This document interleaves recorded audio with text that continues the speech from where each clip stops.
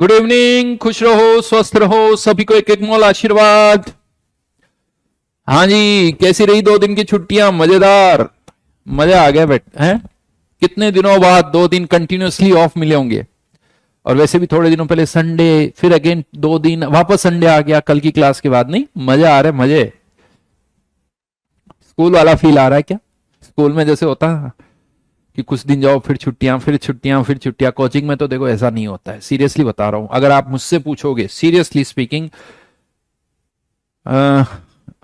Mostly मेरे को लगता है रक्षाबंधन पर तो मैंने क्लासेस ली है। अगर पिछले 20 ईयर्स की मैं बात करूं तो शायद मुझे लगता है शायद 2 या 3 रक्षाबंधन ऐसे होंगे जहां पर हमने क्लास नहीं ली होगी। लेकिन इस बार तो क्या था, कंफ्यूजन था, रक्षाबंधन 30 का है या 31 का है, तो 30 की भी छुट्टी हो गई, 31 की भी छुट्टी हो गई, 2 दिन छुट्टियों की मिल गई, यानी एक नहीं दो। सोचो, एक नहीं मिलती थी, वहां 2-2 दिन की छुट्टियां मिल गई। नहीं, लेकिन यार ये छुट्टियां भी बड़ी अजीब होती, पता है? जितना आने की खुशी नहीं होती ना, खत्म होने का दुख बहुत ज्यादा होता है।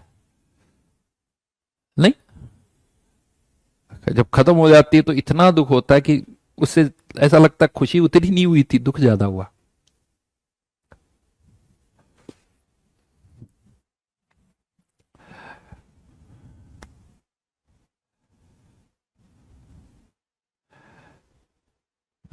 बोलो बोलो।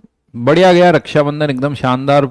और होपफुली आपका भी बड़ा अच्छा ही गया होगा। किसी के साथ कोई बहुत, मेरे को लगता है मतलब ट्रेजिडी वाली चीज तो नहीं हुई होगी। नहीं ना? किसी के साथ तो नहीं हुआ जबरदस्ती किसी ने राखी बांध दी हो? या कुछ लोग अपने कमरे से ही बाहर नहीं निकले, पता चला नहीं सर मैं आज बाहर नहीं निकलूंगा, आज तो घर पे ही रहूंगा। यार राखियां मैंने खोल दी यार नहाते वक्त। हमने 30th को मनाई थी भाई, रक्षाबंधन 30th को मनाया था। अच्छा, स्कूल? और भाई रक्षाबंधन के दिन स्कूल जाना तो बड़ा रिस्की काम है, नहीं? अच्छा, लेकिन इसका एक तरीका बताता हूँ, कोई बात नहीं। रादर दिन अगर रक्षाबंधन को कह दो ना यार, फ्रेंडशिप बैंड वाला कुछ लॉजिक। नहीं, ये राखी नहीं, ये तो फ्रेंडशिप बैंड है।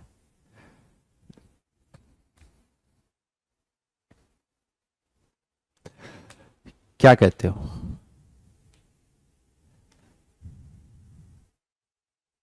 कितनी राखी बांधी गई आपको? 4 राखियां बांधी थी यार मैंने। Sisters, cousin sisters.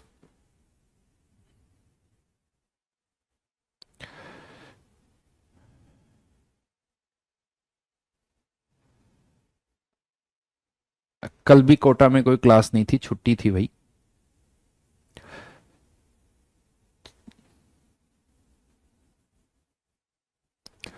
ठीक है, तो अब आगे बढ़े अपनी बातें। तो हो गई। कुछ होमवर्क था क्या? लग तो रहा है कि मैंने होमवर्क दिया है।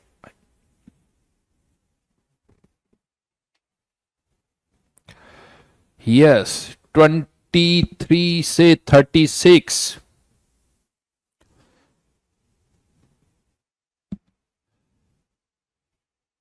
यार जीबी सर क्यों नहीं आए?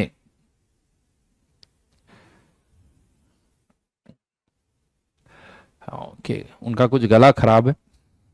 वैसे तुम क्या सोच रहे हो? हैं?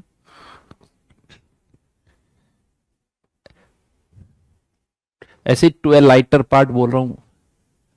ऐसा तो नहीं उनके साथ कुछ ट्रेजेडी हो गई हो? पूछना पड़ेगा सर, क्या हो गया सर? रक्षाबंधन तो कल ही था। आज आप तो आज भी नहीं निकल रहे हो बाहर, ऐसा?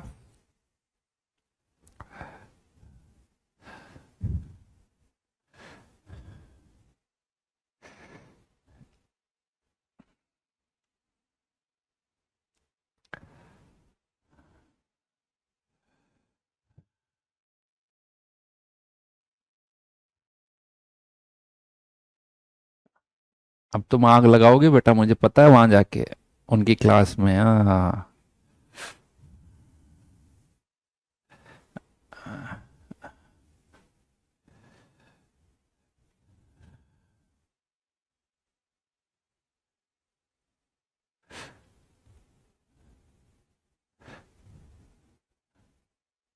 अब हाँ, जेबी सर को जरूर बताओगे तुम लोग।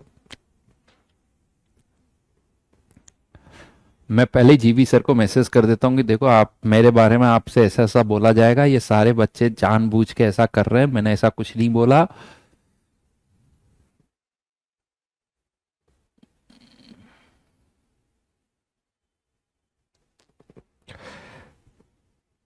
चलिए, तो ओवन में 23 से 36। अरे भाई अभिषेक, वेरी वेरी बहुत बहुत धन्यवाद। अभिषेक इज सिंह सर, आपके आपसे पढ़ के फिजिकल मेरी एकदम फेवरेट सब्जेक्ट हो गई। सुन के बहुत अच्छा लगा। अब डिस्कशन कर लेते हैं भाई, नहीं तो क्या था भाई 23 से, बोलिए डाउट्स।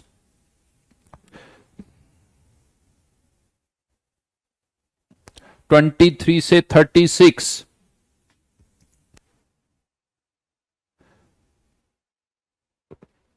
मत बताना यार प्लीज, समझ रहे हो तुम लोग प्यारे बच्चे हो, अच्छे बच्चे हो। हाँ, ऐसे आप इधर उधर की बातें नहीं करते, नहीं। चापलूसी बोला जाता है इसे, और तुम लोग थोड़ी चापलूस हो, अच्छे बच्चे हो।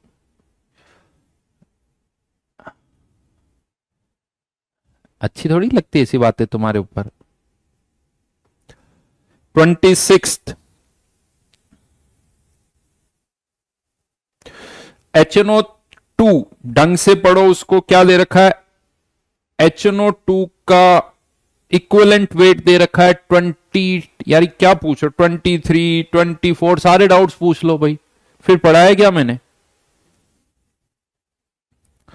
23 एसिड बेस रिएक्शन है। 23 में एक ही एसिडिक हाइड्रोजन है, तो इसीलिए दो उसका एन फैक्टर 1 ही होगा। NaHC2O4 का एन फैक्टर 1 ही होगा। 24th क्वेश्चन को ढंग से देखो। H3PO4 पहले वाली रिएक्शन में एक H प्लस निकल रहा है, दूसरे वाले में 2 निकल रहे हैं, तीसरे वाले में 3 निकल रहा है, तीनों H प्लस आयन निकल रहे हैं। 27th बता रहा हूं, question number 27th। Number of moles of electrons taken up when 1 mole of nitrate ion is reduced to, nitrate ion is reduced to, अब किस, NH2OH, यहां पर इसका ऑक्सीडेशन नंबर +5, यहां पर कितना है भाई बताओ जल्दी से। NH2OH कितना हो जाएगा, +3 -2 -1, चेंज कितने का, 6 का। क्या डाउट है, हाँ? कौन पूछ रहा है, ये सामने आए।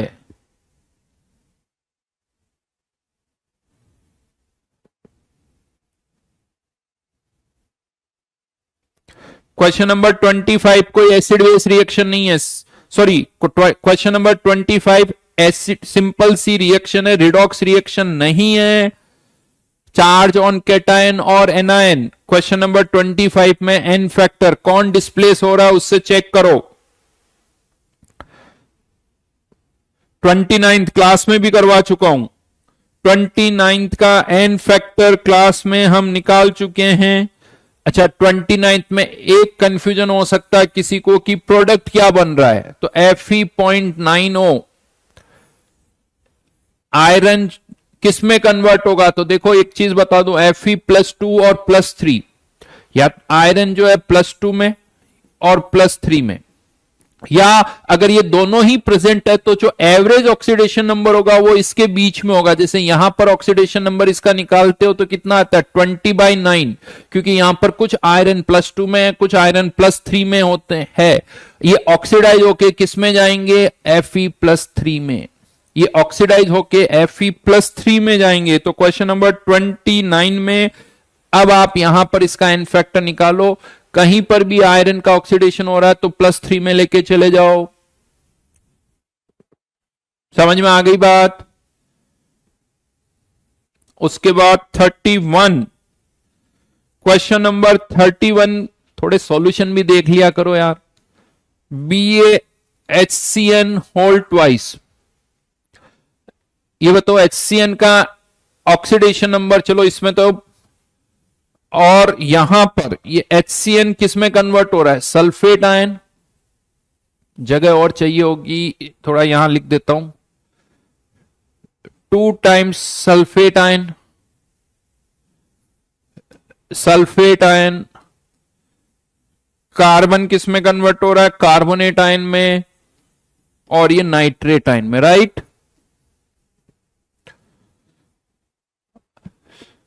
तो यहां पर ये सल्फर का भी ऑक्सीडेशन हो रहा है, कार्बन का भी ऑक्सीडेशन हो रहा है, और नाइट्रोजन का भी ऑक्सीडेशन हो रहा है।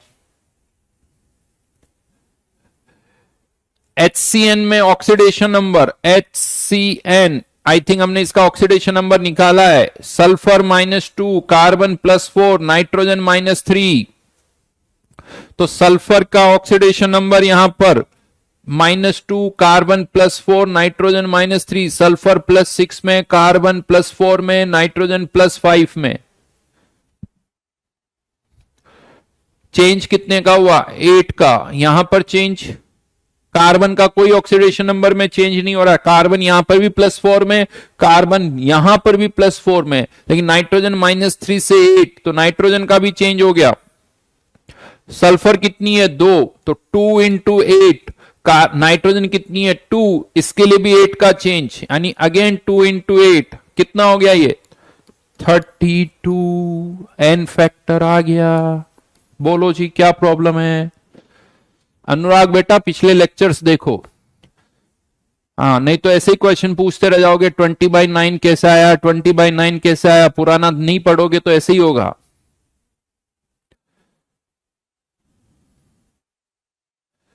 वरुण शीट, अगर आप शीट सॉल्व करते वक्त नोट्स देख सकते हो, लेकिन बार बार मत देखो, उन्हें अल्टीमेटली याद करो।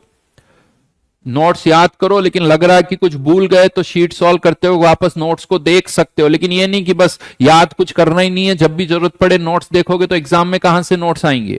तो धीरे धीरे याद करने की भी कोशिश करो।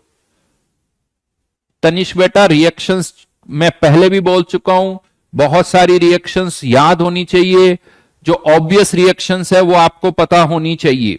समझ में आई मेरी बात, ऑब्वियस रिएक्शंस आपको पता होनी चाहिए।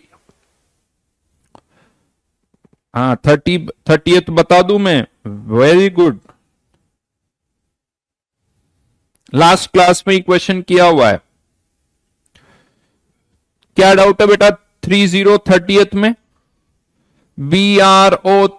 BrO minus plus Br minus converting into Br2, ऐसा नहीं लगता है कि सेम एग्जांपल लास्ट क्लास में किया था मैंने, बताऊं सेम एग्जांपल लास्ट क्लास में किया था। यहां ब्रोमीन है, लास्ट क्लास का एग्जांपल दिखा रहा हूं जहां क्लोरीन थी, लेकिन कौन करे, ये लास्ट क्लास का लास्ट एग्जांपल।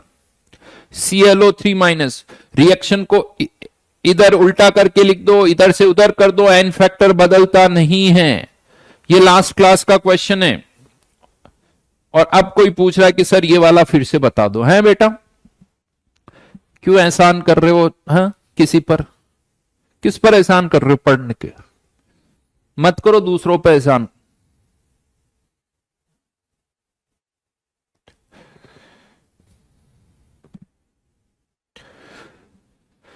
चलिए उसके आगे बढ़ते हैं।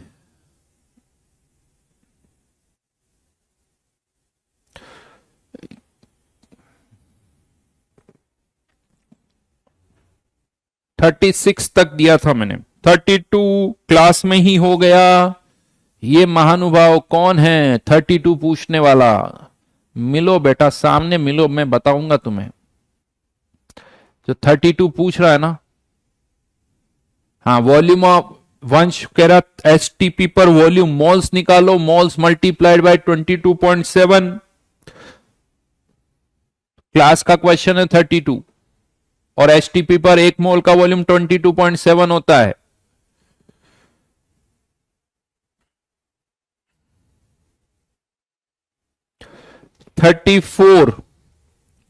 क्वेश्चन नंबर 34, जैसा अभी मैंने बताया, एक चीज नोट कर लेना, थोड़ा सा याद रखना, आयरन +2 +3 में एग्जिस्ट करता है, कॉपर +1 +2, अगर कॉपर +1 में है तो वो ऑक्सीडाइज होके +2 में ही जाएगा, आयरन +2 में है तो ऑक्सीडाइज होके +3 में जाएगा।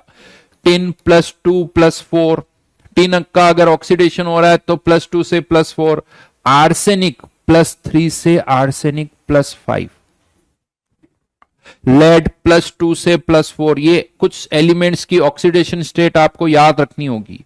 जैसे जैसे क्वेश्चन करते जा रहे हैं चीजें थोड़ी याद भी करते जाओ, अपने आप वो याद हो जाएगी। बस थोड़ा सा दिमाग में रखो कि हाँ इस तरह का एक क्वेश्चन हमने किया हुआ है। ऐसे नहीं कि एक साथ आप रिएक्शंस याद नहीं कर सकते हो, क्वेश्चन करते जाओगे धीरे धीरे सारी चीजें समझ में आती जाएगी।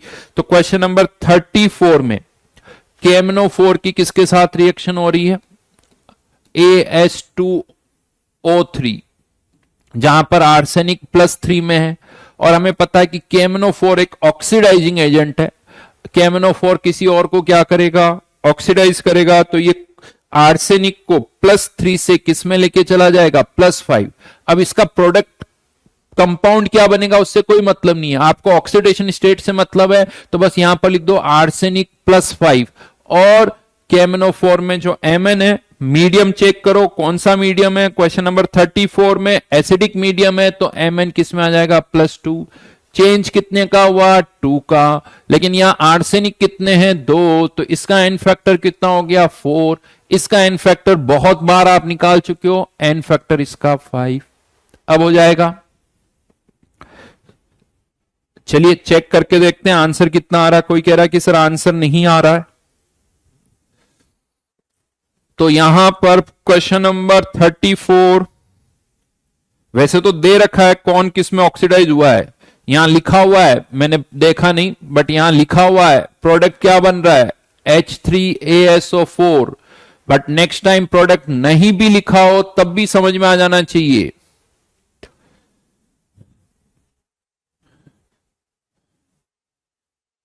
Volume of KMnO4 0.02, concentration molarity into volume into इसका एन फैक्टर, ये क्या हो गए? Equivalents of KMnO4।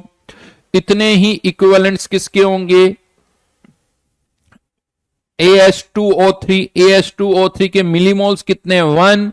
इसका एन फैक्टर कितना है? 4। ये भी मिली इक्विवेलेंट्स, ये भी मिली इक्विवेलेंट्स। सिंस ये मिलीमोल्स है इसीलिए वॉल्यूम किस में आ जाएगा? ml में। अब आपको इसको सॉल्व करना है, तो ये कितना हो गया? 100, ये 10, तो V equals to 40 ml। Yes यार, इसका आंसर गलत दे रखा है, इसका आंसर गलत दे रखा है। दिल्ली नहीं होगा, इसका आंसर कलकत्ता ही होगा, चेंज कर लेना, ठीक है।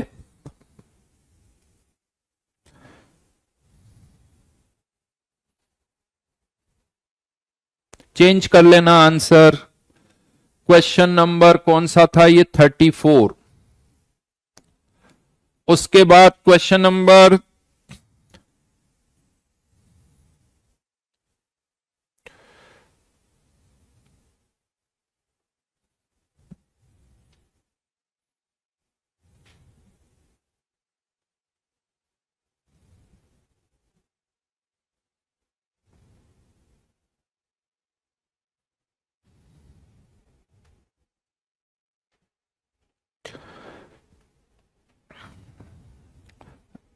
यहां पर थोड़ी लैंग्वेज का इश्यू लग रहा है। Find the number of equivalents of the ion if it, अच्छा नहीं, ओहो, number of equivalents of the ions if it absorbs 6 into 10 raised to power 20 electrons। जैसे कोई एक आयन है, अगर ये इलेक्ट्रॉन एब्जॉर्ब कर रहा है, ए, यूं मान लो कि ए और इलेक्ट्रॉन के बीच में क्या हो रही है? रिएक्शन हो रही है। कोई सब्सटेंस है जो इलेक्ट्रॉन एब्जॉर्ब कर रहा है, जितने ए के इक्विवेलेंट्स होंगे उतने ही इक्विवेलेंट्स किसके होंगे? इलेक्ट्रॉन्स के। दोनों के इक्विवेलेंट्स बराबर होंगे, तो यहां पर इलेक्ट्रॉन के कितने इलेक्ट्रॉन वो एब्जॉर्ब कर रहा है? 6 into 10 raised to power 20। इतने इलेक्ट्रॉन वो एब्जॉर्ब कर रहा है, डिवाइडेड बाय मोल्स में कन्वर्ट करना है, तो 6 into 10 raised to power 23, यानी 10 की पावर -3। ये क्या आ गया? इक्विवेलेंट्स और जितने इक्विवेलेंट्स इलेक्ट्रॉन के होंगे उतने ही इक्विवेलेंट्स ए के भी होंगे। आंसर इज 10⁻³ समझ में आ गई बात? प्रकाश बेटा क्वेश्चन नंबर 31 सॉल्व कर चुका हूं, उसके बाद भी पूछ रहे हो तब क्या कर सकता हूं तुम्हारा है? और कौन सी तुम्हारी मैथ्स है जो समझ में नहीं आ रहा? 22 कैसे आ रहा है यार? डांटने वाले काम मत करवा करो यार। फिर अभी लिखोगे कि सर आज का मूड ऑफ है आपका, लग रहा है। भाई मैं अपनी कोई बीवी से लड़के नहीं आया हूं, लेकिन तुम ऐसे कमेंट लिखोगे तो फिर ऐसा ही होगा। इसमें एन फैक्टर, इलेक्ट्रॉन का एन फैक्टर 1 ही होता है, बिकॉज इलेक्ट्रॉन पर -1 चार्ज है। तो यूं कह दो इलेक्ट्रॉन का एन फैक्टर 1, इलेक्ट्रॉन का एन फैक्टर 1 क्योंकि इस पर -1 चार्ज है, राइट। दीपांशु कह रहा है कि सर आज तो मेरा मूड ऑफ है। क्यों, तुम्हारी शादी हो गई? देखो मूड उन्हीं का ऑफ हो सकता है, उन्हीं को हक है जिनकी शादी हो चुकी है। जिनकी शादी नहीं हुई है उनको मूड ऑफ करने का कोई हक नहीं है। Got it?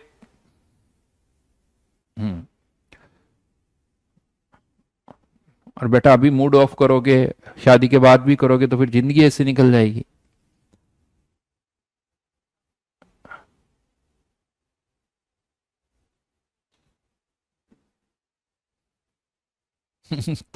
उत्कर्ष कह रहा कि अच्छा सर इसका मूड ऑफ क्यों है, समझ में आ गया, इसको कल किसी ने राखी बांध दी होगी।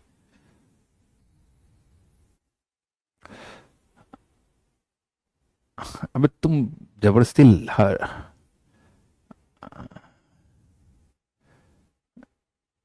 तुम लोग डराया मत करो कि ये वीडियो भेज देता हूं सर मैम को। डराने वाले काम क्यों करते हो? चलिए डन।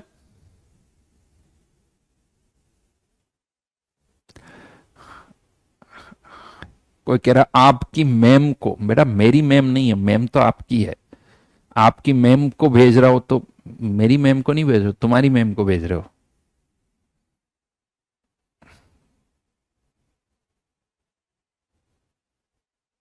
चलो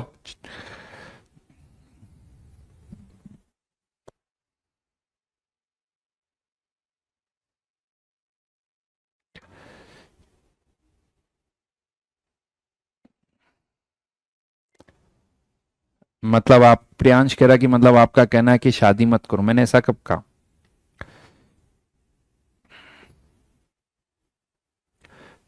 मैंने ऐसा नहीं कहा। मैंने कहा शादी के बाद ये होगा, आप कुछ कर नहीं सकते हो। चलिए S1 पर आ जाते हैं। 10 से लेके 22 तक, 10 से लेके 22 तक, 35 नहीं बता रहा हूं, हो गए सारे उधर। बोलिए डाउट्स बोलिए।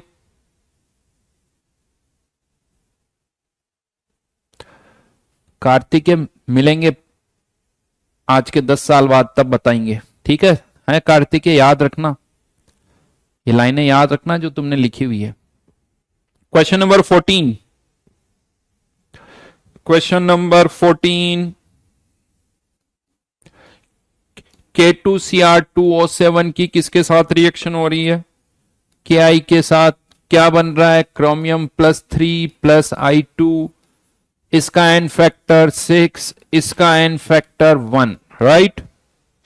दोनों के इक्विवेलेंट्स को बराबर कर दो। मान लो इसके n मिलीमोल्स है, n factor 6, equivalents of K2Cr2O7 equals to KMnO4 40 into 0.1 into 1, यानी n equals to 2/3 which is 0.667।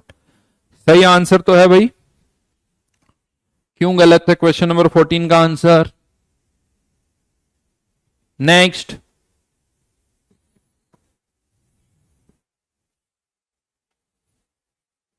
यार 15 में कहां प्रॉब्लम है? 15 में कहां प्रॉब्लम है भाई? 10 plus K2Cr2O7 converting into chromium +3 plus tin किस में जा रहा है, SnCl4। निकालो एन फैक्टर।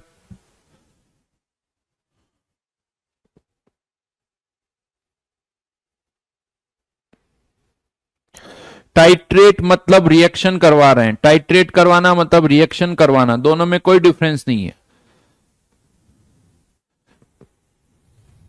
टाइट्रेट करवा रहे हो मतलब रिएक्शन करवा रहे हो। सीधा सीधा इक्विवेलेंट्स बराबर करो, इसका एन फैक्टर 4, इसका एन फैक्टर 6, इक्वेशन बनाओ। हाँ, डेसी नॉर्मल का मतलब पता है। अच्छा, क्वेश्चन नंबर 15 में एक और चीज बताऊं आपको। क्वेश्चन नंबर 15 में इसकी नॉर्मेलिटी दे रखी है, नॉर्मेलिटी दे रखी है, तो इसके एन फैक्टर की तो जरूरत ही नहीं है। डेसी नॉर्मल यानी 0.1 एन, नॉर्मेलिटी इनटू वॉल्यूम, यहां एन फैक्टर से मल्टीप्लाई ही नहीं करना है, क्योंकि नॉर्मेलिटी इनटू वॉल्यूम इक्विवेलेंट्स, इतने ही इक्विवेलेंट्स किसके होंगे, टिन के।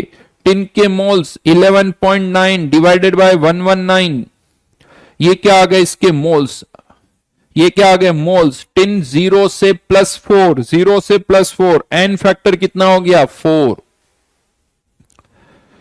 हाँ, लेकिन ध्यान रखना, अब यहां पर इस तरफ मोल्स है, इसीलिए वॉल्यूम किस में आएगा, लीटर में। ये वॉल्यूम किस में आएगा, लीटर में।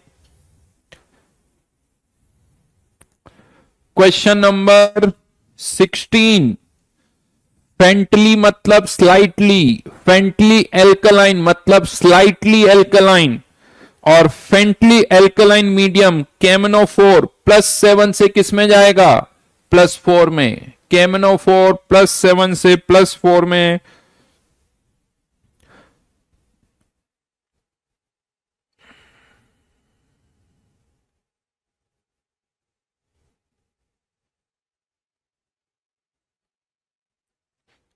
कुछ लैंग्वेज में मुझे भी गड़बड़ लग रहा है, देखता हूं, देखें।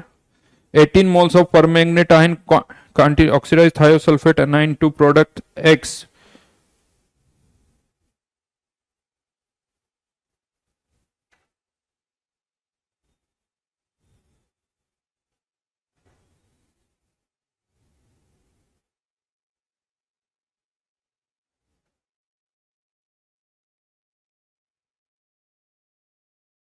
अच्छा, प्रोडक्ट X नहीं, प्रोडक्ट एनाइन टू प्रोड्यूस।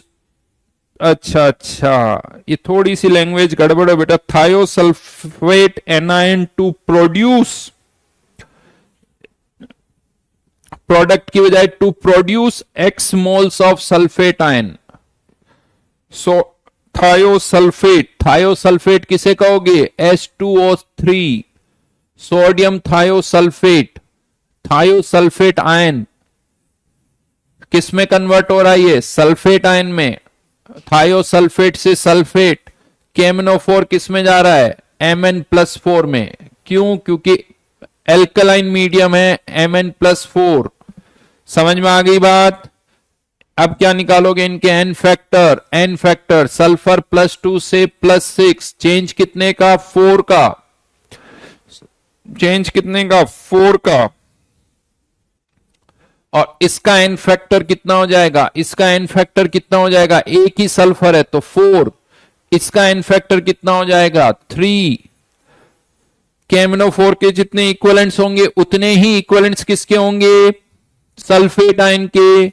हमें सल्फेट आयन और केमनो4 के इक्विवेलेंट्स को इक्वेट करना है, तो इसके 18 moles into 3 moles into n factor equivalents of केमनो4 इक्वल्स टू सल्फेट आयन के कितने मोल्स बन रहे हैं, x मोल्स, x इंटू थोड़ा x into 4।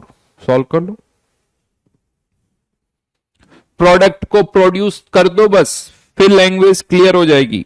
To produce x moles of sulphate ion,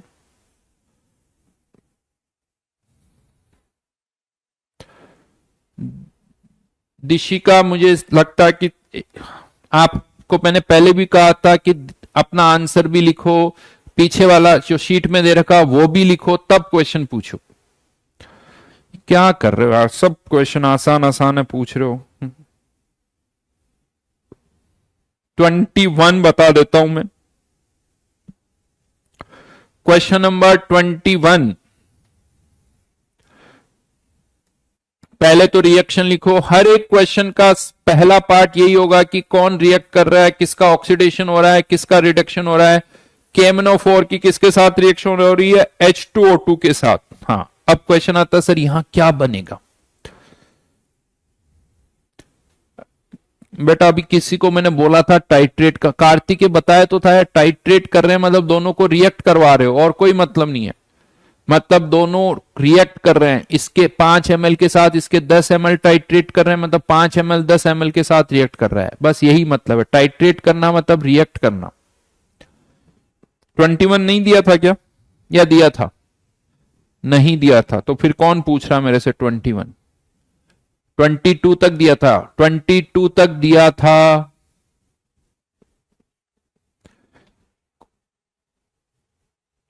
question number 10 से लेके 22 तक।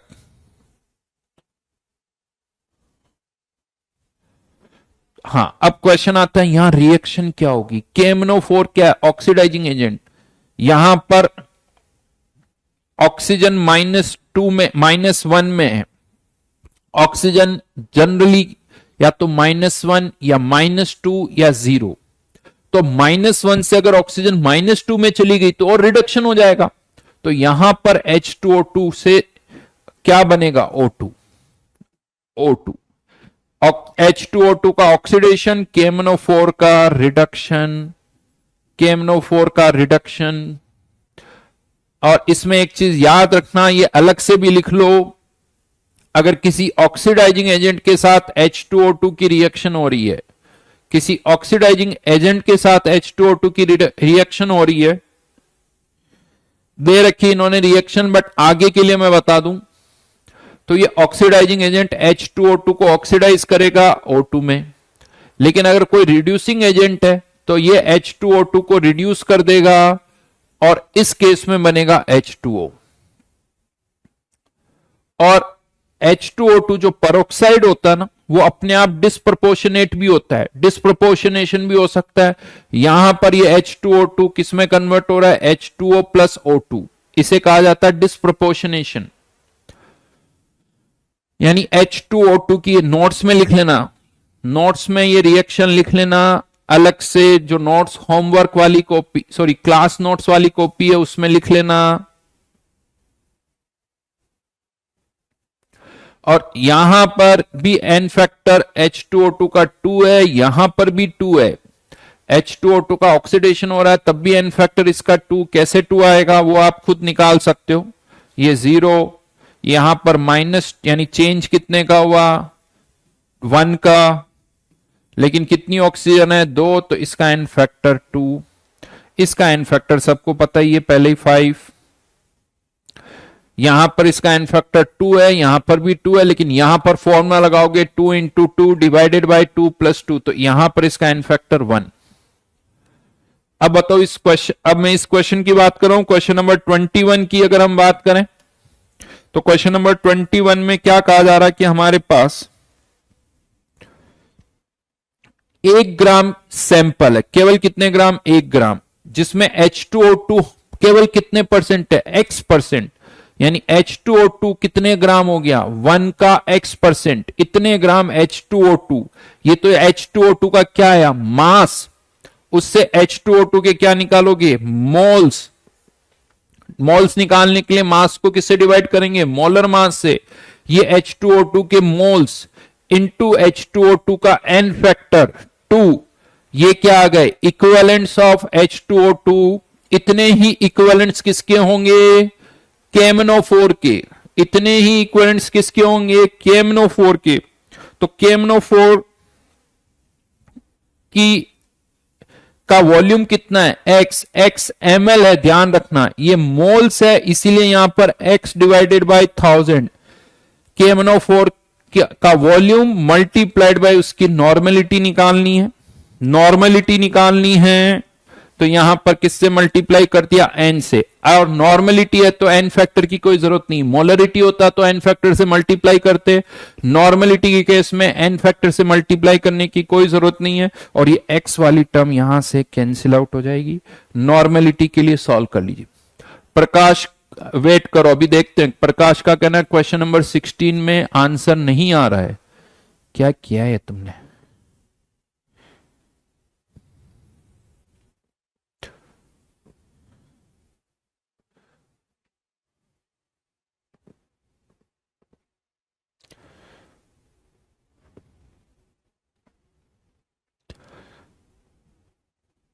प्रकाश, क्वेश्चन नंबर 16 में सॉल्यूशन में आंसर कुछ और है, बट बाकी सही आ रहा है। कोई टक, अच्छा 27/2 आंसर है ना, ठीक है। सॉल्यूशन में आंसर गलत है, बाकी क्वेश्चन आंसर सही दे रखा उसका। 54/4 ये आंसर है।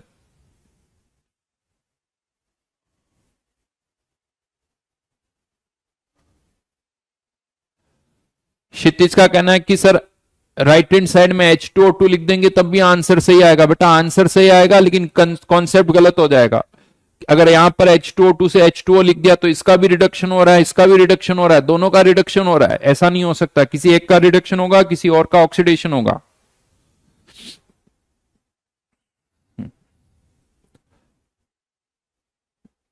देव भाई साहब 10th पूछ रहे हो मेरे से, हैं? क्वेश्चन नंबर 10th में जो सॉल्ट है कंपाउंड पर जो चार्ज है वही उनका एन फैक्टर हो जाएगा। क्वेश्चन नंबर 10th में NaCl क्योंकि रिएक्शन नहीं दे रखी तो यही मान लो कि जो भी चार्ज है वही उनका एन फैक्टर है। तो NaCl का एन फैक्टर 1, K2SO4 का 2 और लास्ट वाले का एन फैक्टर 6। भाई देव बहुत सारे हैं, एक से तो ज्यादा है, 2 या 3 वो नहीं पता, बट एक से ज्यादा है।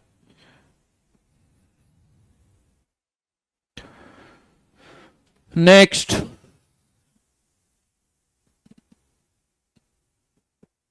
22 तक दिया था, 22 में किसी को डाउट है?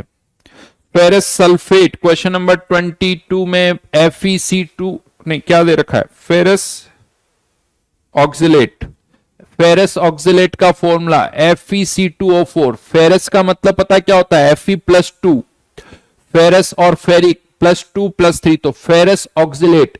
इसमें आयरन का भी ऑक्सीडेशन होगा और कार्बन का भी ऑक्सीडेशन होगा। इसका एन फैक्टर हम निकाल चुके हैं, इसका एन फैक्टर कितना आएगा 3। कार्बन का भी ऑक्सीडेशन हो रहा है और आयरन का भी ऑक्सीडेशन हो रहा है। तो क्वेश्चन नंबर 22 में एन फैक्टर इसका जो होगा वो 3 होगा। आप कर लेना।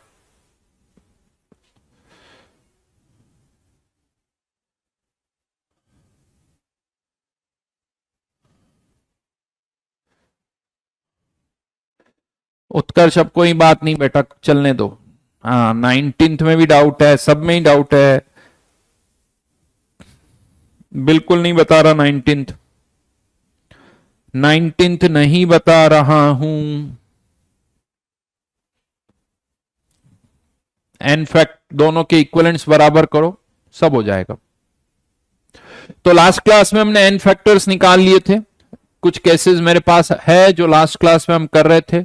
टाइप 3 ये वाला हमने लास्ट क्लास में कर लिया था, इसके कुछ क्वेश्चंस भी किए थे। क्लोरीन का एन फैक्टर निकाला था, ध्यान रखो। और इसी तरह का क्वेश्चन आज फिर से शीट में भी था। क्वेश्चन नंबर 20 का आंसर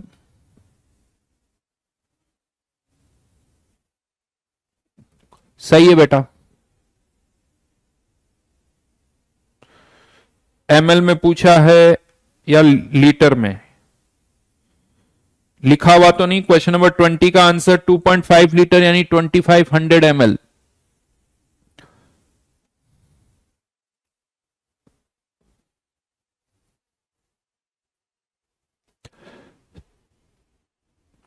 दिशिका यार एक तो चलो 35, मुझे लगता है ओवन का पूछ रहे हो आप।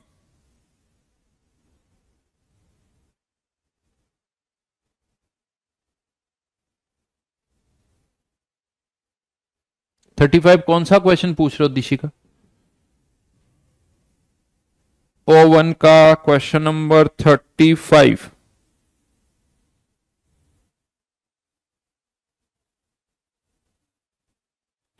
2/15 आंसर आ रहा है। नॉर्मलिटी पूछी है 35 में, नॉर्मलिटी पूछी गई है, ध्यान रखना।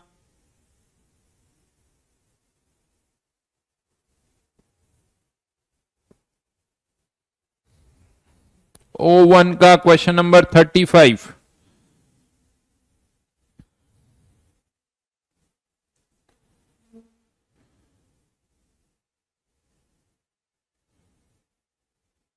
रिएक्शन दे रखी है KbRO3 convert plus Na2S2O3 converting into Br minus plus Na2S4O6। इसका एन फैक्टर कितना है? 1। बहुत बार निकाल चुके हैं।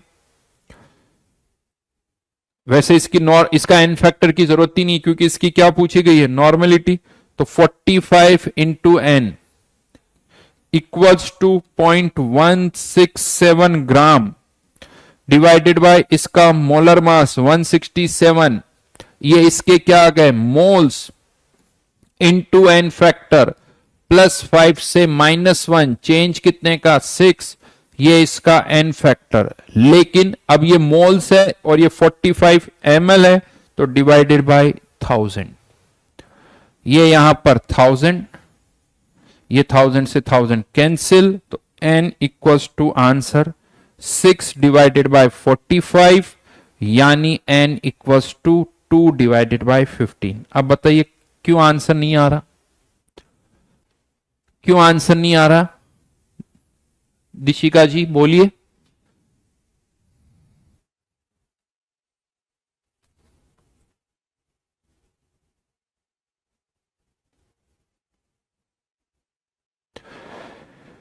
तनिष्क बेटा 50-60% अच्छा स्कोर होता है। जेई के हिसाब से 50-60% इज वेरी गुड स्कोर, धीरे धीरे और बढ़ जाएगा। अब बोलिए दिशिका जी, कहां गड़बड़ कर रहे हो? 35 कहां? मैंने क्या किया यहां पर? दो छोटी सी इक्वेशन को इक्वेट करिए, खत्म।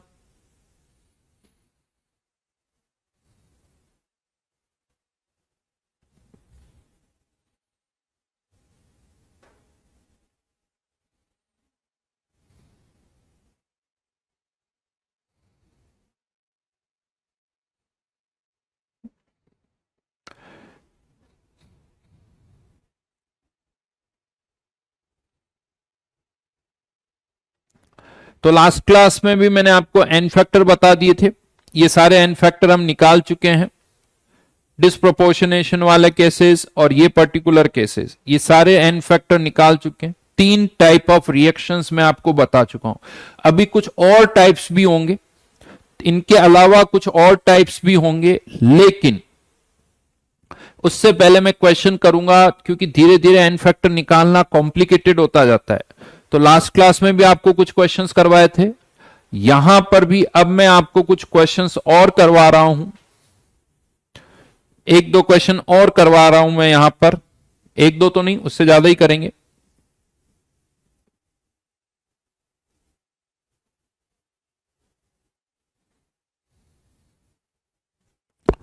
लिखिए यहां पर, find the volume of 0.1 m K2Cr2O7 required to oxidize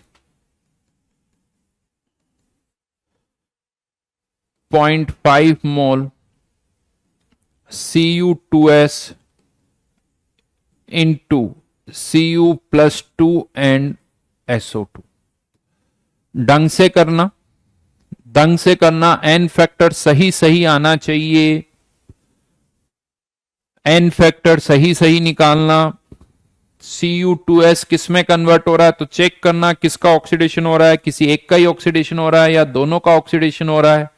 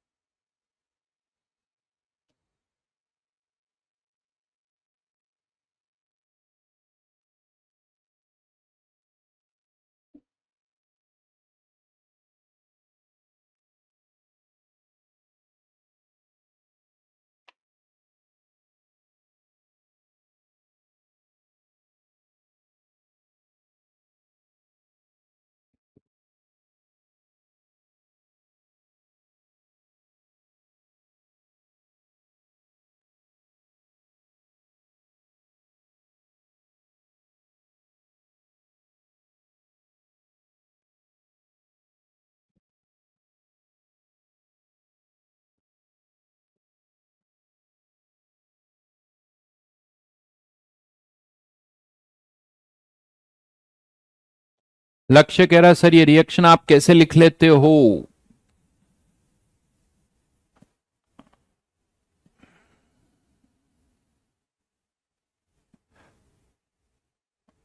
बेटा तुम भी लिख पाओगे, चिंता मत करो, थोड़ी प्रैक्टिस करोगे तुम भी लिख पाओगे।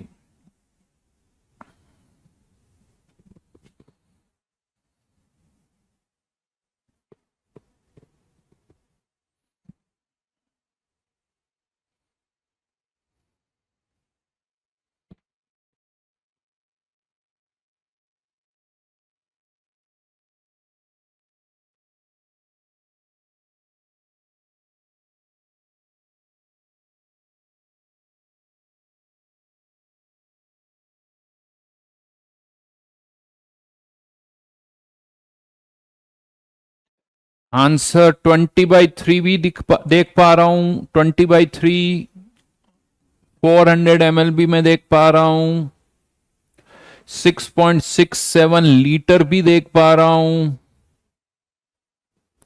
ये भी लीटर में है। 400 ml भी किसी का आया है, किसी का 5 लीटर भी आया है।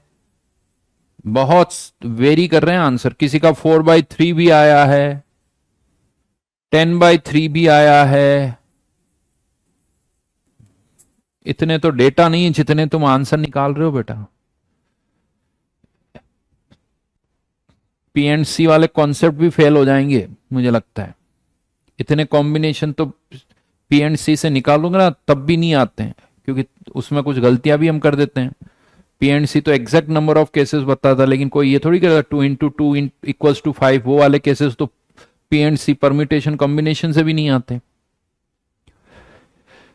Cu2s एन फैक्टर कितना होगा इसका? एन फैक्टर, यहां कॉपर का भी ऑक्सीडेशन हो रहा है, सल्फर का भी ऑक्सीडेशन हो रहा है। कॉपर जो है +1 -2 से +2 +4, कॉपर के लिए चेंज 1 का, सल्फर के लिए चेंज 6 का।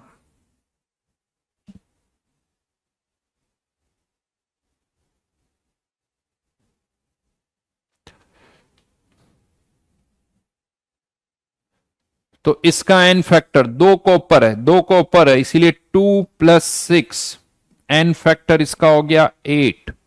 K2Cr2O7 का एन फैक्टर हमें ऑलरेडी पता ही है, K2Cr2O7 का एन फैक्टर पता ही है। मैं अब डायरेक्ट इक्वेशन लिख रहा हूं, K2Cr2O7 0.1 volume V, N factor K2Cr2O7 का 6। ये equivalence of K2Cr2O7 equals to 0.5 into इसका एन फैक्टर 8।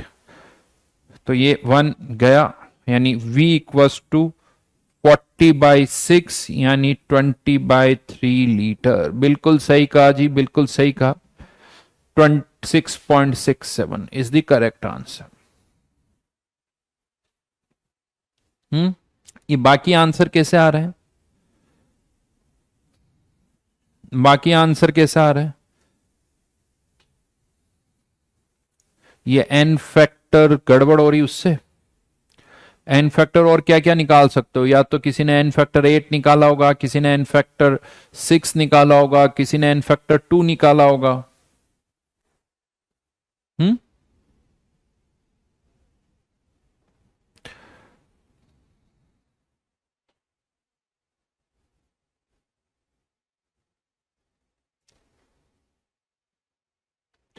यशराज, बैलेंस करेंगे तो फिर एन फैक्टर ही क्यों निकालेंगे? बैलेंस करेंगे तो एन फैक्टर ही क्यों निकालेंगे? ये रिएक्शन हो रही है, रिएक्शन क्वेश्चन में दे रखी है, और ये सबको पता है क्रोमियम K2Cr2O7 जो है वो किस में कन्वर्ट होगा? क्रोमियम +3 में। ये रिएक्शन हो रही है, एन फैक्टर दोनों के इक्वलेंट्स को बराबर कर दिया, equivalents of KMnO4 equals to equivalents of Cu2s। Very good Siddhant. Siddhant is saying sir K2Cr2O7 का एन फैक्टर 8 है। बहुत बढ़िया। कितनी बार निकाल चुका है, कितनी बार K2Cr2O7 का एन फैक्टर निकाल चुके, एक बार देखना देखें बेटा सिद्धांत। कोई लिख रहा है K2Cr2O7 का एन फैक्टर ही 5 है। आयुष, ऐसी उम्मीद नहीं थी तुमसे।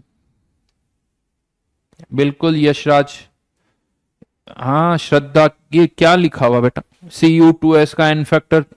अब और क्या बताऊं, Cu2s का एन फैक्टर लास्ट क्लास में Cu3p का निकाल चुके हो, As2s3 का निकाल चुके हो, ऑलरेडी बहुत सारे केसेस ले चुका हूं।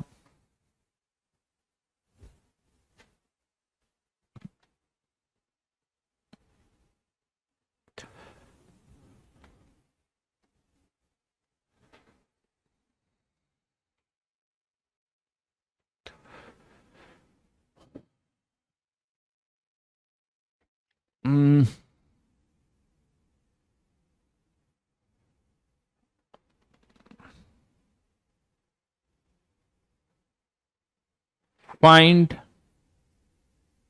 या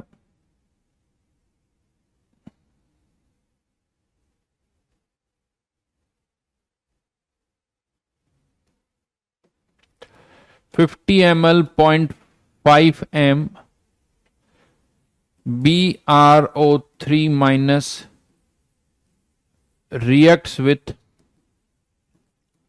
excess Br minus to produce Br2, excess Br minus to produce Br2. Find mass of Br2 formed, or atomic mass of bromine is 80. Atomic mass of bromine is 80. बताइए।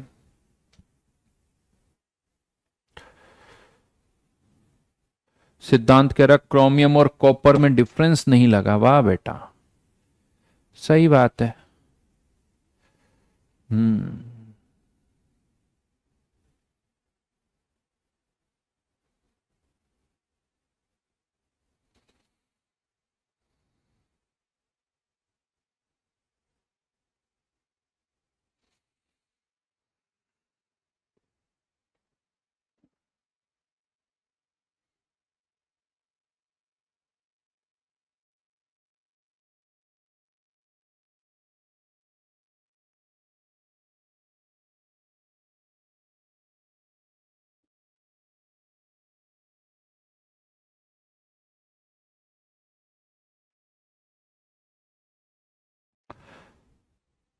सुधांशु बेटा, ये सब फिर ये क्या होता है ना, कुछ लोगों को तकलीफ होती है। सुधांशु, ये टाइट्रेशन मतलब रिएक्शन एक वर्ड बोल चुका हूं ना, ये सब वही क्वेश्चन है।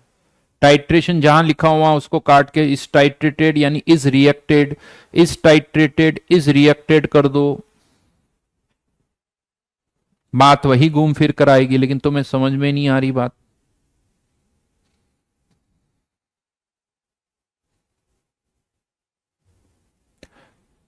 अभी एक क्वेश्चन करवाता हूं, उसी तरह से करवाता हूं ताकि तुम्हें बात समझ में आ जाए।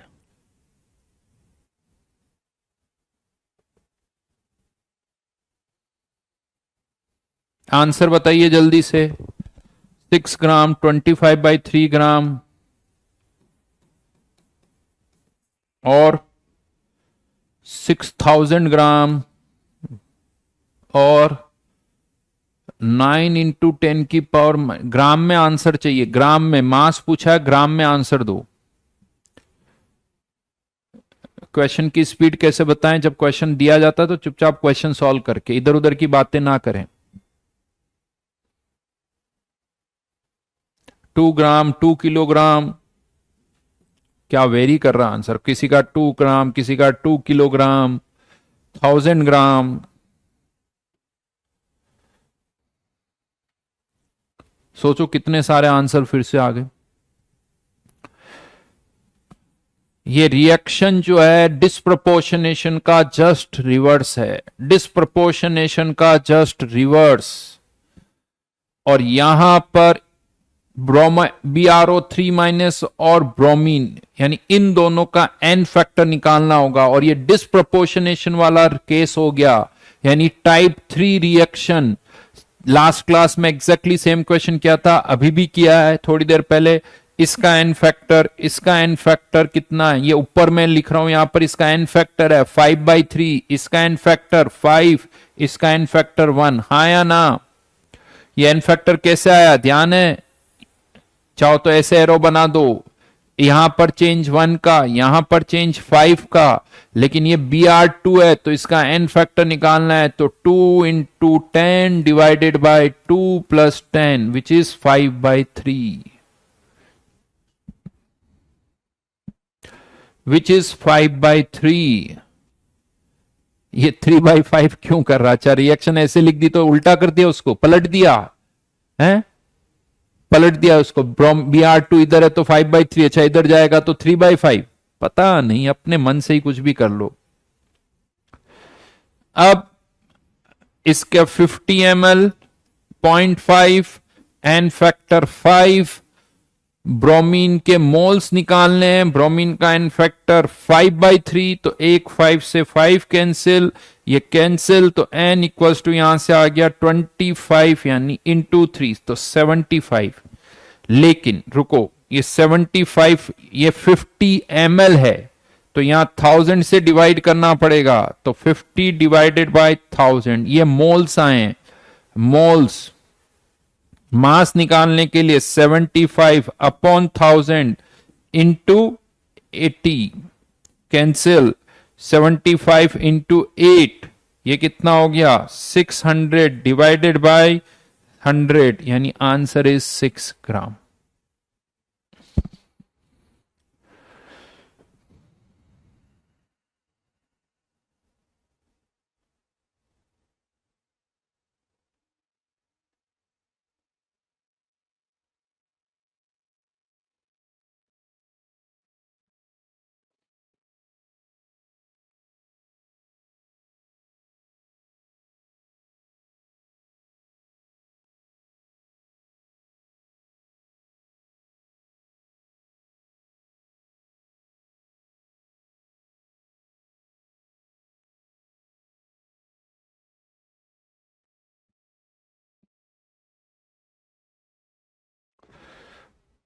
ओहो सॉरी, गलत किया मैंने, आई डिड ए मिस्टेक, 80 से मल्टीप्लाई नहीं होगा, बिल्कुल सही कहा आप लोगों ने, मैंने गड़बड़ की है, 160 से होगा, यानी आंसर ये नहीं आएगा, आंसर डबल हो जाएगा, यानी 12 ग्राम। आंसर 6 ग्राम नहीं, आंसर 12 ग्राम। किसी का नहीं आया भाई?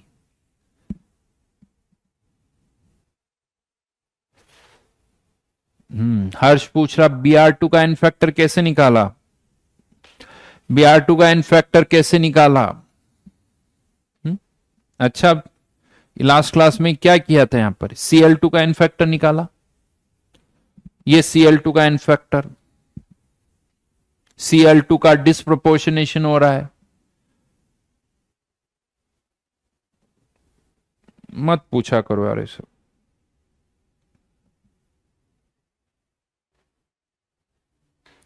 बेटा देव मैं दोबारा बताऊं या तिबारा बताऊं कोई चेंज नहीं होगा, तो तुम वापस उस लेक्चर को देखो, ढंग से देखो,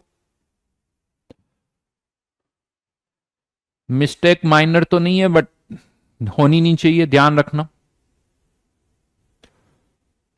ध्यान रखना इस चीज का।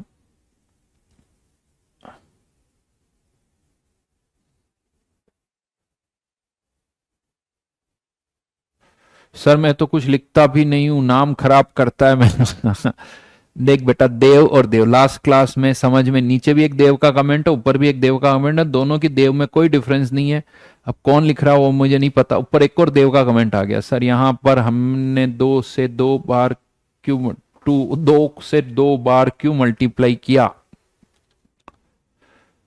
बेटा ये वापस से मैं बता दूं, लास्ट क्लास में हमने क्वेश्चन किए थे, एक क्वेश्चन और करवा देता हूं इसे, 1 मिनट को इस पर एक क्वेश्चन और करवा देता हूं ताकि तुम्हारा ये डिस्प्रोपोर्शनेशन वाला और अच्छी तरह से तुम्हें समझ में आए। P4 converting into PH3 plus H3PO4, n factor निकालिए P4 का, PS3 का और H3PO4 का, तीनों के एन फैक्टर्स निकालिए। हाँ उत्कर्ष बेटा समझ गया तुम्हारी लाइन, ये सब खुद ही पूछते हैं, फिर जब आप डांट देते हो तो खुद कि मेरे नाम से कोई और कर रहा था, ऐसे झूठ झूठ बोलते हैं ऐसा। अब क्या करो बेटा, फायदे तो उठाओगे ही तुम लोग, ऑनलाइन के फायदे ऑनलाइन के नुकसान सब है।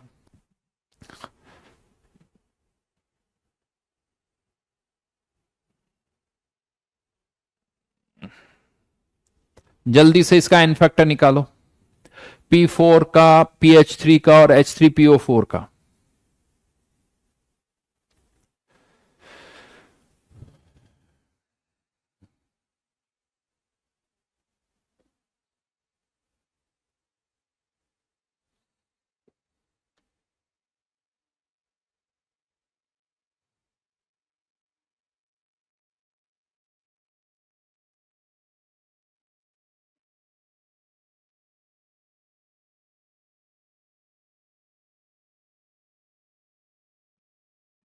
Fifteen by two three five 15/235। राजकुमार का आंसर देख पा रहा हूं, फटाफट मूव कर रहा है। मृदुल का भी देख पा रहा हूं, लेकिन अब नाम अभी नहीं पढ़ पा रहा, सॉरी। बट पुलकित, मलय का 15/8 आ रहा है, किसी का 32/15 भी आ रहा है। चलिए देखते हैं। 0 -3 +5, यहां पर चेंज यहां पर चेंज 3 का, यहां पर चेंज 5 का, लेकिन इसका एन फैक्टर एक ही फॉस्फोरस है, इसका डिस्प्रोपोर्शनेशन नहीं हो रहा है, इसका डिस्प्रोपोर्शनेशन नहीं हो रहा, तो 5। इसका भी डिस्प्रोपोर्शनेशन नहीं हो रहा है, ये भी केवल एक ही रिएक्शन में इन्वॉल्व है, तो इसका एन फैक्टर 3। लेकिन ये दोनों रिएक्शन में इन्वॉल्व हो रहा है, ऑक्सीडेशन रिडक्शन, तो इसका एन फैक्टर, लेकिन 3 × 5 नहीं करोगे, यहां 4 फॉस्फोरस है, तो 3 × 4 12। रिडक्शन वाली रिएक्शन में इसका एन फैक्टर 12, ऑक्सीडेशन वाली रिएक्शन में इसका एन फैक्टर 20 डिवाइडेड बाय 12 + 20। इसको सॉल्व करो, ये कितना आ जाएगा, ये 32 यानी 3 × 20, 32 को 4 से डिवाइड किया 8, 4 से फिर किया तो 5, और ये 2 यानी 15 डिवाइडेड बाय 2। समझ में आ गई बात। और एक और चीज बता दो, ये रिएक्शन ऐसे लिखी हो या ये रिएक्शन ऐसे लिखी हुई हो, एन फैक्टर वही रहेगा। रिएक्शन को पलटने से एन फैक्टर चेंज नहीं हो जाता। यहां पर भी इसका एन फैक्टर 15/2 ही, हाँ, बट यहां पर ऐसे सोचना पड़ेगा, ये इसमें जा रहा है, ये इसमें जा रहा है। अब तो कोई कंफ्यूजन नहीं होगा, अच्छी तरह से देख लेना।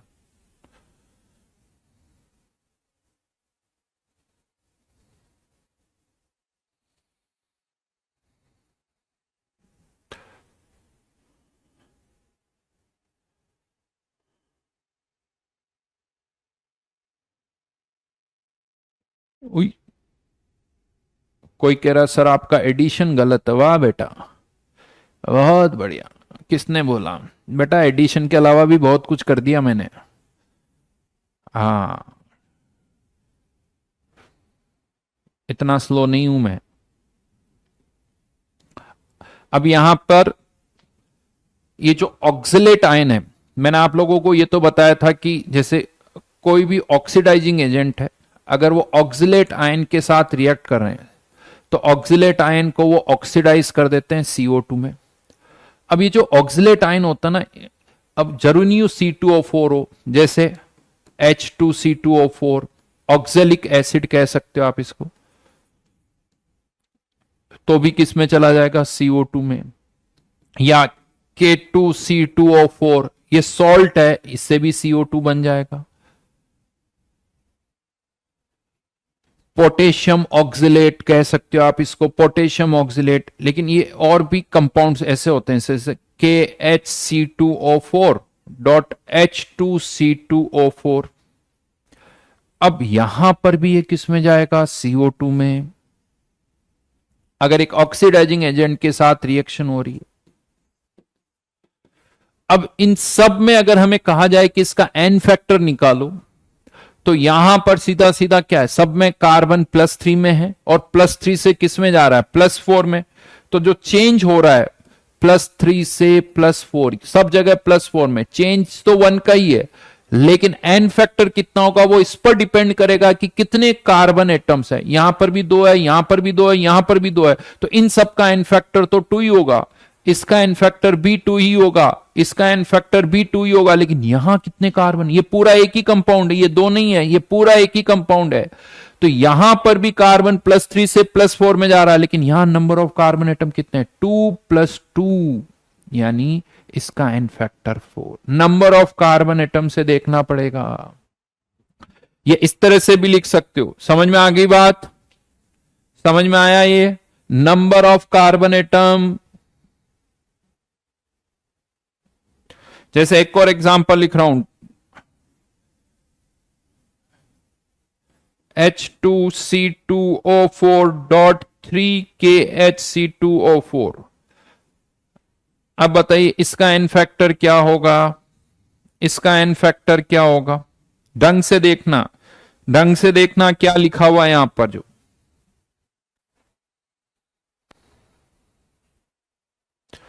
सुखप्रीत, अच्छी बात है, धीरे धीरे आपकी अभी क्वेश्चन सॉल्व करने की स्पीड कम है, लेकिन सही कर रहे हो, अच्छी बात है, प्रैक्टिस करते रहो, सब स्पीड बढ़ जाएगी। जब आपने साइकिल चलना सीखा था तो पहले धीरे चलते थे, अब फास्ट चलते हो। साइकिल चलाना सीखा, पहले धीरे फिर फास्ट। कार भी ऐसे ही चलती, हर चीज में पहले स्पीड स्लो होती है, प्रैक्टिस करोगे तो हर चीज की स्पीड बढ़ती है, हर चीज की स्पीड बढ़ती है। जैसे जैसे प्रैक्टिस करते जाओगे स्पीड बढ़ेगी, स्पीड नहीं बढ़ रही है, उतनी नहीं बढ़ रही है, मतलब और प्रैक्टिस की जरूरत है। आपको लगता है मेरी स्पीड कम है, और प्रैक्टिस करो, फिर और लग रहा और कम है, और प्रैक्टिस करो। यस, यहां कितने कार्बन दिख रहे हैं, 2 + 6, 2 + 6, इसका एन फैक्टर यानी 3 × 2, 3, ये ऐसे 3 मॉलिक्यूल है, यानी 3 टाइम्स है ये, तो 6 + 2 एन फैक्टर 8। समझ में आई मेरी बात? लेकिन अब यहीं पर एक और चीज बता रहा हूं, ढंग से देखना।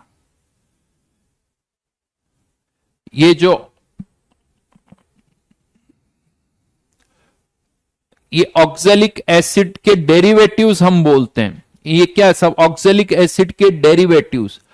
अब इंटरेस्टिंग पार्ट क्या है, ये KHC2O4, लेट से मैं इसको लिखता हूं, अगर इसकी रिएक्शन एक ऑक्सीडाइजिंग एजेंट से हो रही है और इसकी रिएक्शन में KOH से करवाता हूं, दोनों में क्या डिफरेंस है?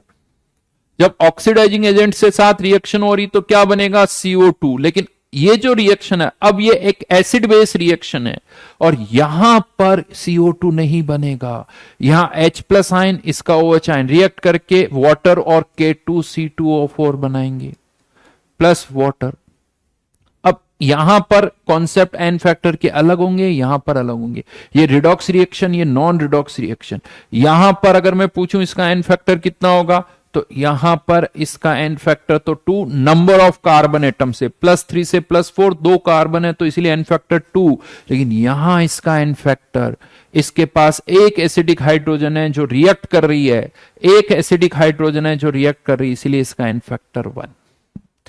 तो किसके साथ ये रिएक्ट कर रहा है उससे डिसाइड होगा कि इसका एन फैक्टर क्या होगा।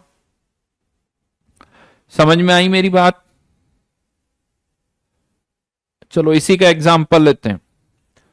KOH इधर तो लिखा हुआ ही है, KOH equals to KHC2O4 plus H2C2O4। हाँ, यहां प्रोडक्ट ऐसे लिख दो, K2C2O4 प्लस K2C2O4, अलग अलग ही लिखना है, ये नहीं कि सर ये और ये लिख दो, आप कोई तकलीफ नहीं है।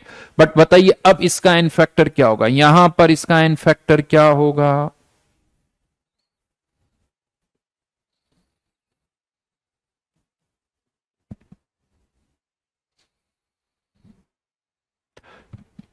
OA मतलब ऑक्सीडाइजिंग एजेंट है, OA मतलब ऑक्सीडाइजिंग एजेंट। जल्दी से बताओ एन फैक्टर। एक एसिटिक हाइड्रोजन यहां दिख रही है, 2 यहां दिख रही है, इसीलिए इसका एन फैक्टर अब 3 हो गया। यहां इसका एन फैक्टर था 4, यहां इसका एन फैक्टर हो गया 3। आई थिंक बात समझ में आ गई होगी।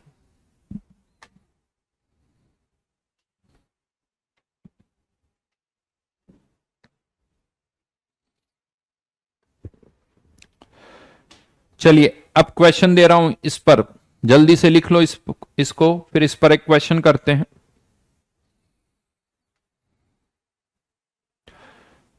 बिल्कुल एसिड बेस रिएक्शन है, न्यूट्रलाइजेशन रिएक्शन है, एसिड बेस रिएक्शन बोल दो, ज्यादा अच्छा वर्ड है।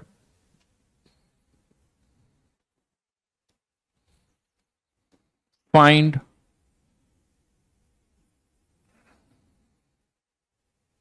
moles of K2Cr2O7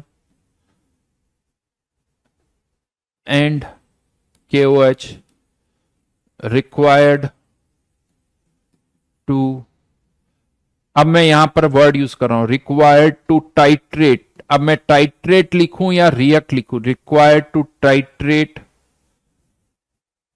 100 ml 0.5 m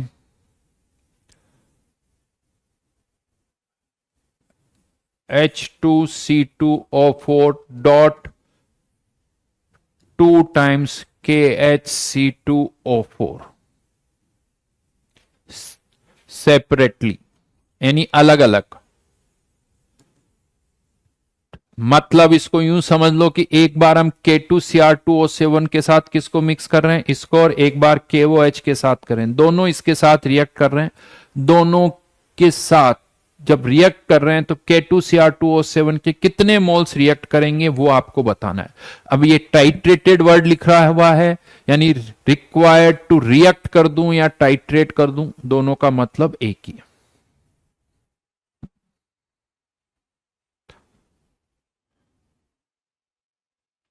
मजा आ रहा उत्कर्ष? बहुत बढ़िया, बहुत बढ़िया।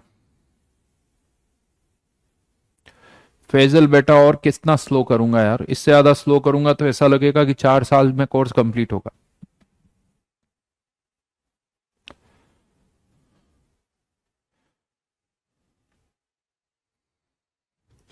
वैसे अभी ये क्वेश्चन करो, फिर थोड़ा और टाइट्रेशन वर्ड को समझा दूंगा।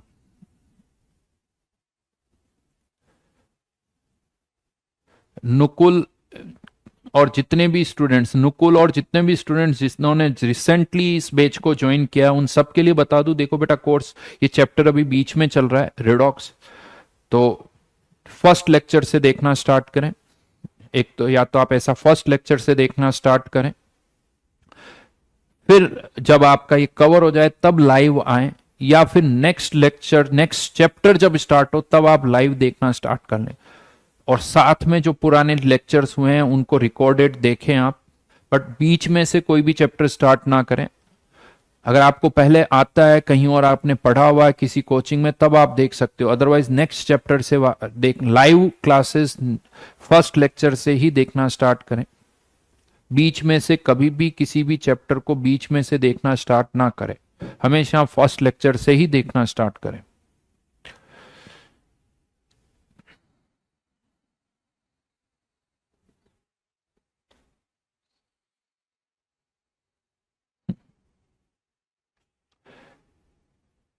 आंसर बताइए इसका, K2Cr2O7 के और KOH के कितने मोल्स हैं? 1/20, 3/20, 1/20 एंड 3/20।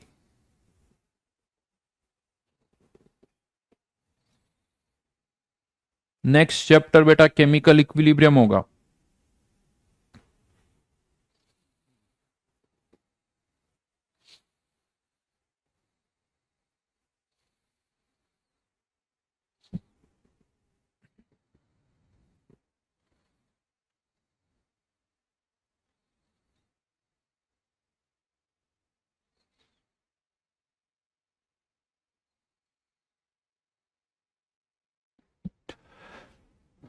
तो यहां पर K2Cr2O7 के साथ जब रिएक्शन हो रही है तब इसका n factor H2C2O4.2 KHC2O4, product क्या बनेगा? CO2, और ये किस में चला जाएगा? क्रोमियम +3 में। एन फैक्टर, यहां नंबर ऑफ कार्बन एटम्स 2 और यहां 4, यानी एन फैक्टर इसका हो गया 6। लकीली इसका एन फैक्टर भी 6 ही है। मोल्स इसके 100 इंटू 0.5, ये 100 ml है इसीलिए डिवाइडेड बाय 1000 लीटर में कन्वर्ट कर दिया, n फैक्टर 6, इसके मोल्स इंटू इसका n फैक्टर भी 6, 6 से 6 कैंसिल आउट, यानी n इक्वल्स टू 0.05। बिल्कुल सही लिखा किसी ने 1/20। लेकिन जब KOH के साथ रिएक्शन होगी, KOH के साथ यहां लिख देता हूं, KOH plus H2C2O4 dot KHC2O4 converting into K2C2O4 plus 2 times, sorry 2 नहीं लिखा मैंने यहां पर, 2 टाइम्स K2C2O4, दो बार लिख दिया मैंने, हाँ लेकिन ये हटाना पड़ेगा, K2C2O4 डॉट 2 टाइम्स K2C2O4। इस केस में इसका एन फैक्टर एसिडिक हाइड्रोजन 2 और 2 4, इसका एन फैक्टर KOH का 1, तो इसके मोल्स इंटू एन फैक्टर 1, इसके मोल्स 100 इंटू 0.5, लेकिन ये ml में है, divided by 1000 into n factor 4, तो यहां पर ये 10, ये भी 10, तो 20/100, 20/100 यानी 0.2, 0.2 ही आएगा भाई आंसर।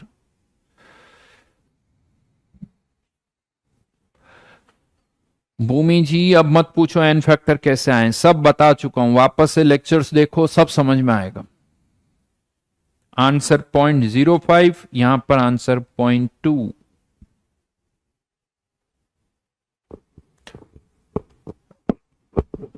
कुछ हार्ड नहीं है बेटा, ढंग से पढ़ो, ढंग से होमवर्क करो, सिस्टमेटिकली करो, रेगुलर करो, कुछ हार्ड नहीं है। हार्ड कब होता है, एक तो हम ढंग से समझते नहीं है या कोई ढंग से पढ़ाता नहीं है, ये एक फैक्टर है पहला। यानी दूसरा, अगर हमने रेगुलरली क्लासेस नहीं की, रेगुलरली होमवर्क नहीं किया तो वो मुश्किल हो जाता है। रेगुलर होमवर्क करो, रेगुलर क्लासेस करो, रेगुलर रिवीजन करो और सही जगह से क्लासेस करो तो चीजें आसान हो जाती है। देखो सही जगह से, वो जहां सही लगे तुम्हें, जरूरी नहीं मैं अपनी बात करूं, बट हाँ हर कहीं से भी जाके पढ़ लोगे तो नहीं समझ में आएगा बेटा। तो सही जगह से क्लासेस करो, रेगुलरली होमवर्क करो, रेगुलर होमवर्क करते हुए वापस रेगुलर रिवीजन करो। अब पूछ रहे हो KOH का एन फैक्टर कैसे आया, अब हालत ये हो गई, अब KOH का एन फैक्टर भी बताना पड़ेगा है? पढ़ो, वापस नोट्स को पढ़ो।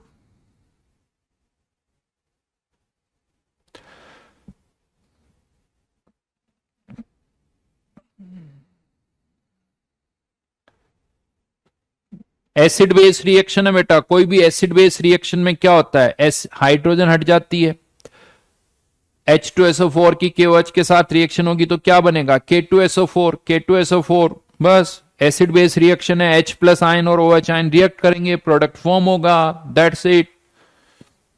अच्छा यहां पर एक छोटी सी चीज और बता दूं, ये वर्ड बार बार कंफ्यूज कर रहा है, टाइट्रेशन। टाइट्रेशन बेसिकली क्या होता है वो आपको थोड़ा सा समझा देता हूं। टाइट्रेशन एक प्रोसेस होता है जिसके थ्रू हम क्या करते हैं, किसी सॉल्यूशन में किसी की कंसंट्रेशन निकाल सकते हैं। लेट्स से ये HCl का कोई सॉल्यूशन है VML और इसकी हमें कंसंट्रेशन फाइंड आउट करनी है। इसकी हमें क्या फाइंड आउट करनी, कंसंट्रेशन। मान लो इसका वॉल्यूम है V1 और इसकी कंसंट्रेशन है M1। क्या किया जाता है, इसमें हम कोई बेस मिलाते हैं, जैसे NaOH हम इसमें मिक्स करते हैं। टाइट्रेशन में होता है क्या, ड्रॉप बाय ड्रॉप आप इसमें NaOH डालते हो, NaOH एक ड्रॉप, फिर दूसरी, फिर तीसरी, इस तरह से NaOH डालते जाते हैं।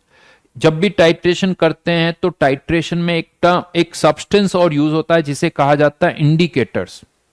इंडिकेटर एक ऐसा सब्सटेंस होता है जो जैसे ही रिएक्शन कंप्लीट होती है, रिएक्शन कंप्लीट होने का मतलब ऑलरेडी यहां HCl है और इसमें हम NaOH ऐड कर रहे हैं, तो जैसे ही NaOH के इक्विवेलेंट्स HCl के बराबर होंगे, यानी जितने इक्विवेलेंट्स HCl के उतने इक्विवेलेंट्स जैसे ही आप NaOH के यहां ऐड करोगे ये इंडिकेटर अपना कलर चेंज शो कर देता है। और इसको यूं भी समझ लो, इक्विवेलेंट्स बराबर हो गए मतलब ये रिएक्शन कंप्लीट हो गई। इसको ऐसे समझो, HCl प्लस NaOH, अगर इसका 1 मोल है और इसमें आपने NaOH के भी 1 मोल ऐड कर दिए तो ये रिएक्शन क्या हो जाएगी, कंप्लीट हो जाएगी। ये भी 0, ये भी 0, इसका 1 मोल बनेगा, इसका भी 1 मोल बनेगा। राइट नाउ ये दोनों ही पूरे रिएक्ट कर गए। HCl का एन फैक्टर भी 1, इसका एन फैक्टर भी 1, तो कह सकता हूं कि इसका इक्विवेलेंट भी 1, इसके इक्विवेलेंट भी 1। यानी जैसे ही दोनों के इक्विवेलेंट्स बराबर हुए मतलब आप कह सकते हो रिएक्शन कंप्लीट हो गई। इसी पॉइंट को कहा जाता है इक्विवेलेंस पॉइंट। और इस इक्विवेलेंट पॉइंट पर जो भी इंडिकेटर यहां होता है, अब इंडिकेटर के बारे में मत सोचना, वो बाद में पढ़ेंगे हम। इंडिकेटर अपना कलर चेंज शो कर देता है और उस पॉइंट पर हम इस प्रोसेस को रोक देते हैं, इस प्रोसेस को रोक देते हैं। और यूं कह दो कि जैसे ही इंडिकेटर कलर चेंज शो करता है मतलब आप ये समझ जाओ कि दोनों के इक्विवेलेंट्स बराबर हो गए। जैसे ही इंडिकेटर ने कलर चेंज शो किया दोनों के इक्विवेलेंट्स बराबर हो गए। HCl के इक्विवेलेंट्स M1V1 ये मोल्स इनटू इसका एन फैक्टर, राइट नाउ तो वो 1 ही होगा। N1 लिख रहा हूं बट वो 1 होगा। इतने ही इक्विवेलेंट्स किसके होंगे, NaOH के, M2V2 इनटू इसका n factor. Equivalents of HCl equals to equivalents of NaOH, दोनों के इक्विवेलेंट्स को बराबर कर दो। अब अगर आपको ये M1 नहीं पता है, बाकी सारे पैरामीटर्स पता चल गए, तो यहां से हम M1 निकाल सकते हैं। हमें यह पता चल जाएगा कि इसके V1 ml में NaOH के कितने ml मिक्स करने पड़ रहे हैं। अगर मान लो इसके 50 ml मिक्स करने पड़ रहे हैं तो V2 की वैल्यू 50 पुट कर दो, आप यहां से M1 सॉल्व कर सकते हो। राइट 11th 12th में थोड़ी बहुत टाइट्रेशन आप करते हो, लेबोरेटरी में की जाती है, तो ये होता है टाइट्रेशन प्रोसेस। अब जरूरी नहीं कि हमेशा HCl और NaOH ही होता है, सब्सटेंस और भी होते हैं, KMnO4, oxalic acid, KMnO4, ferrous sulphate, मोहर सॉल्ट, इस तरह की बहुत सारी टाइट्रेशंस आप लेबोरेटरी में करते हो। टाइट्रेशन मतलब ये दोनों आपस में क्या कर रहे हैं, रिएक्ट कर रहे हैं। जब रिएक्शन कंप्लीट होती है, जब रिएक्शन कंप्लीट होती है तो उस पॉइंट को बोला जाता है इक्विवेलेंस पॉइंट। इक्विवेलेंस पॉइंट, ये वर्ड ध्यान रखना। इक्विवेलेंस पॉइंट मतलब पॉइंट एट विच equivalents become equal, equivalents become equal.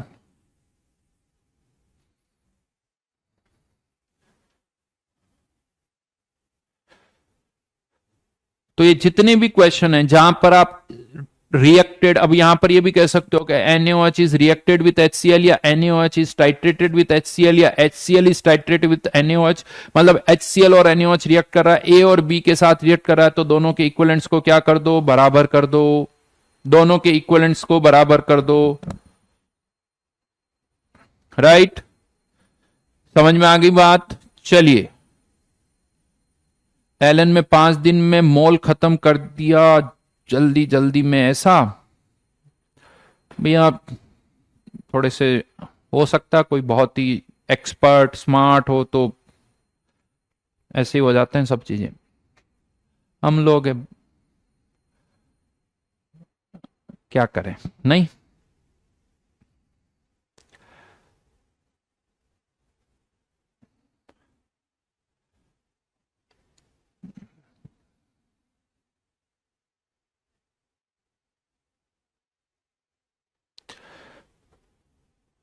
Krishna कह रहा है अपनी कक्षा मस्त है, एटलीस्ट टीचर देखते तो बाकी की जगह पर लगता है कि रिकॉर्डेड देख रहे हैं। अच्छी बात है बेटा, तुम्हें अच्छा लग रहा है तो। वैसे कभी कभी क्या होता है कि थोड़ा सा अपने बारे में बताना पड़ता है। बहुत बार क्या होता है, जनता को लगता है कि यार ये तो ऐसे ही है। तो फॉर जनरल नॉलेज में आप सबको बता दूं, वैसे आप सब लोगों को पता होगा, लेकिन फिर भी मुझे लगता है कुछ कुछ चीजें बार बार बतानी चाहिए, नहीं तो लोग बाग थोड़े अंडर एस्टिमेट कर लेते नहीं। तो भाई मैं पिछले 20 ईयर्स से कोटा में पढ़ा रहा हूँ। 20 ईयर्स में मतलब आप ये सोच सकते हो कि कोटा में पढ़ा रहा हूँ तो हाँ, जिनको भी तुम जानते हो वहाँ HOD रहा हुआ हूँ जब तक पढ़ाया वहाँ पर, चाहे वो बंसल क्लासेस हो, एलन हो, और भी तुमने नाम सुने हुए। वहाँ पर HOD नहीं, वहाँ का तो डायरेक्टर था, अभी वहाँ न्यूक्लियस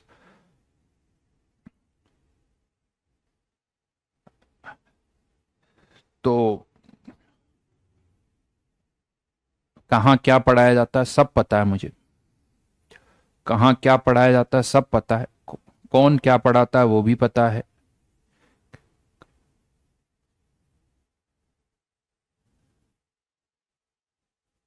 हेमंत कह रहा पूरे पटना में ऐसा कंटेंट नहीं मिलता।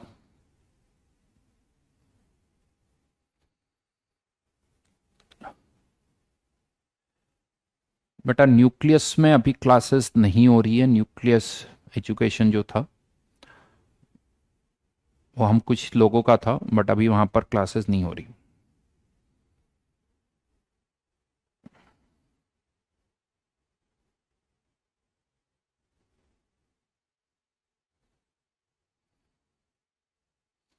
नहीं तनिष, इसमें कुछ ऐसी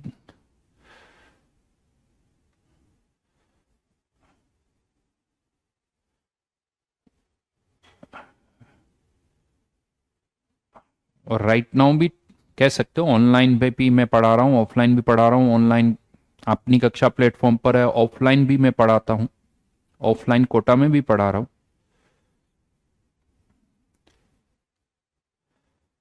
यस, ऑफलाइन कोटा में भी मैं पढ़ा रहा हूँ, अभी मोशन में पढ़ाता हूँ, ऑनलाइन अपनी कक्षा पे पढ़ाता हूँ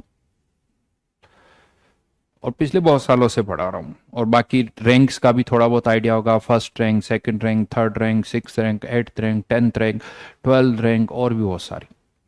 चलो हो गई अपनी तारीफ बहुत सारी, आज के लिए इतना ही काफ़ी है। अब होमवर्क दे दिया जाए तुम्हें, नहीं तुम्हें भी लग रहा होगा क्या सर तारीफे तारीफे कर रहे हो। चलिए भाई नहीं करते हैं।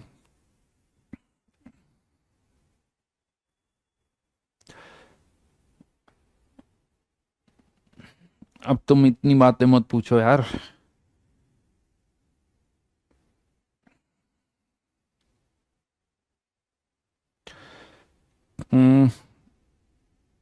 37 से लेके ओ 1 में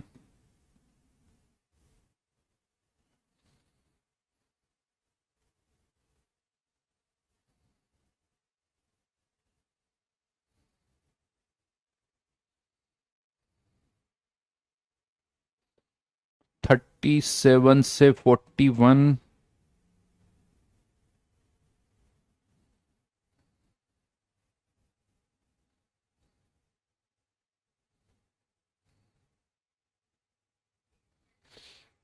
S1 23 से लेके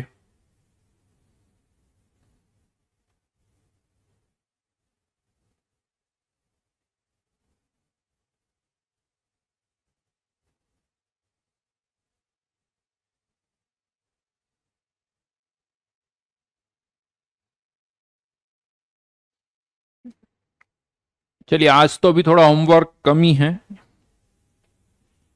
या कुछ दे देता हूँ O2 से दे देता हूँ, एक काम करते हैं।